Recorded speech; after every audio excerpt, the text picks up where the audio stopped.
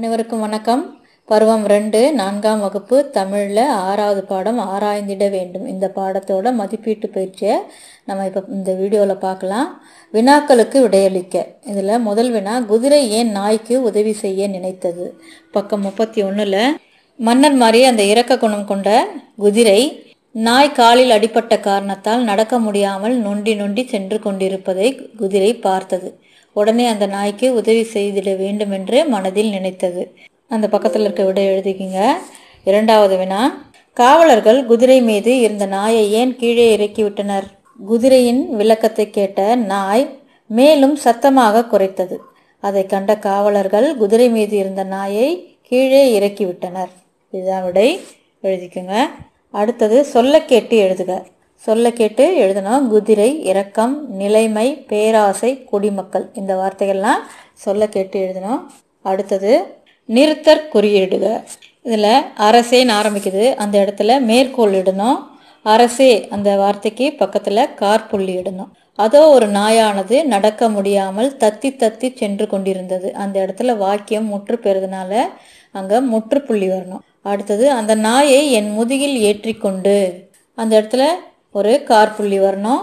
அது எந்த இடத்திற்கு செல்ல வேண்டுமோ அந்த இடத்தில் விட்டு விடலாமா என்ற இடத்துல கேள்விக்குறி வரணும்.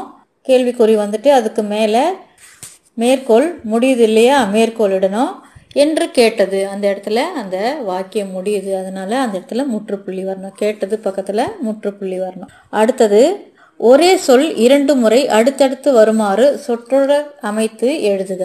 எடுத்துக்காட்டு, நாய் ஒன்று நொண்டி நொண்டி நடந்தது. ஒரு சொல்லே 2 முறை வருது இல்லையா, அது மாதிரி கீழே 4 எடுத்துக்காட்டுகள் கொடுத்துருக்காங்க.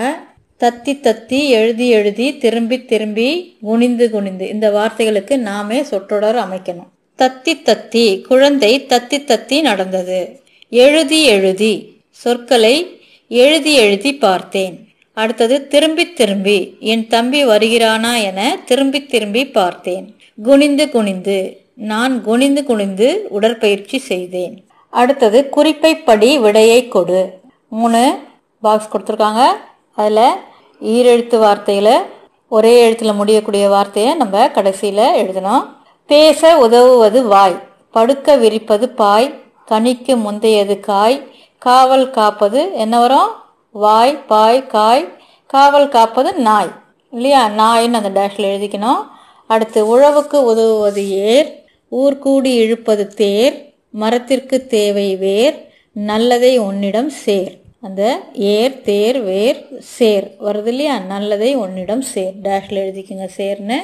அடுத்து வரியில் ஒன்று சுங்கம், இது 4 எழுத்து வார்த்தையாக இருக்குது. கனிமத்தில் ஒன்று தங்கம், நாடுகளுள் ஒன்று வங்கம், தமிழுக்கு 3 சங்கம், டேஷில் சங்கம்னு எழுதிக்கோங்க.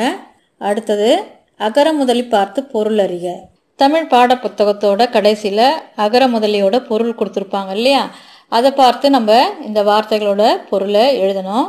போலி, போலி ஒன்றை போல இருத்தல். பொறாமை, இதோட பொருள் காழ்ப்பு. சவாரி, சவாரியோட பொருள் பயணம். வருந்தியது, அதோட பொருள் துன்பம் அடைந்தது. மரியாதை, மரியாதை என்பது சொல்லின் பொருள் நேர்மையான ஒழுக்கம். அந்த அகர முதலியை பார்த்து நீங்கள் எழுதிக்கிங்க. சொற்களில் உள்ள பிழைகளை நீக்குக. கீழே சில சொற்கள் கொடுத்துருக்காங்க, அந்த சொற்களில் இருக்கக்கூடிய பிழைகளை நம்ம அடிச்சுட்டு கரெக்டான எழுத்தை எழுதணும் இல்லையா. முதல் மன்னர், மன்னரில் 3 சுழி எண் வந்திருக்கு, அந்த இடத்துல 2 சுழி எண் தான் வரணும். அடுத்தது குதிரை சவாரி, குதிரையில் ரை என்றது சின்ன ரை தான் வரணும், அந்த ரையை மாற்றிக்கங்க, குதிரை சவாரி.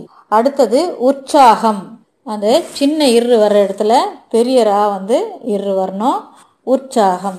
சிறந்தவன், சிறந்தவனில் 3 சுழி எண்ணு கொடுத்துருக்காங்க, அதில் 2 சுழி எண்ணு தான் வரணும். அடுத்தது மக்கள் எல்லாம், மக்கள் லே பெரிய லே வரணும், அந்த இல் லா, அந்த சின்ன இல்லும் லா சின்ன லாவும் வரணும் இல்லையா, மக்கள் எல்லாம் இதில் எழுதியிருக்கு, அது மாதிரியே பார்த்து எழுதிக்கோங்க. கனைப்பொலி, அந்த ஒளி வர இடத்துல சின்ன லீ தான் வரணும், கனைப்பொலி. அடுத்தது இரக்க குணம், இரக்க அந்த ரா வர இடத்துல சின்ன ரா வரணும். கிராமங்கள், கடைசியில் வரக்கூடிய இல் எடுத்துட்டு பெரிய இல்லு வரணும் இல்லையா. அடுத்தது விலங்குகளுக்குரிய ஒலிப்புகளை வட்டமிடுக. இங்கே படம் கொடுத்துருக்காங்க. குதிரை, யானை, புலி, நாய், சிங்கம் கொடுத்துருக்காங்க இல்லையா சுற்றி. இப்போ அதோட ஒலிகளை நம்ம இந்த கட்டத்தில் இருக்க சொற்களை கொண்டு வட்டமிடணும். முதல்ல குதிரை. குதிரை என்ன செய்யும்? கனைக்கும். அடுத்து யானை பிளிரும். இந்த சைடில் வரது பாருங்க, யானை பிளிரும். புலி உருமும். நாய் குறைக்கும். சிங்கம் முழங்கும். அடுத்து அறிந்து கொள்வோம். இதில் தமிழில் மூவினம். மூவினம்னா 3 இனம். இதுதான் தமிழில் மூவினம் சொல்லுவாங்க. மூவினம் என்னன்னா வல்லினம், மெல்லினம், இடையினம். இதில் ஒரு எடுத்துக்காட்டு கொடுத்துருக்காங்க பாருங்க, ஒன்றுத்துக்கும். அதுதான் தமிழ்னு சொல்றது. தா வல்லினம்.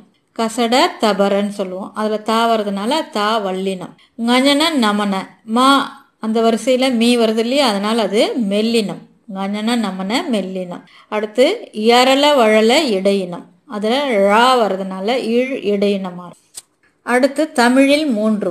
இதில் முத்தமிழ் முதல்ல கொடுத்துருக்காங்க. இதில் 3, முச்சங்கத்தில் 3, முக்காலம் 3, முப்பொருள் 3, மூவிடமும் 3. ஒன்று 3 வகையாக வர்றதுனால தமிழும் 3 இல்லையா.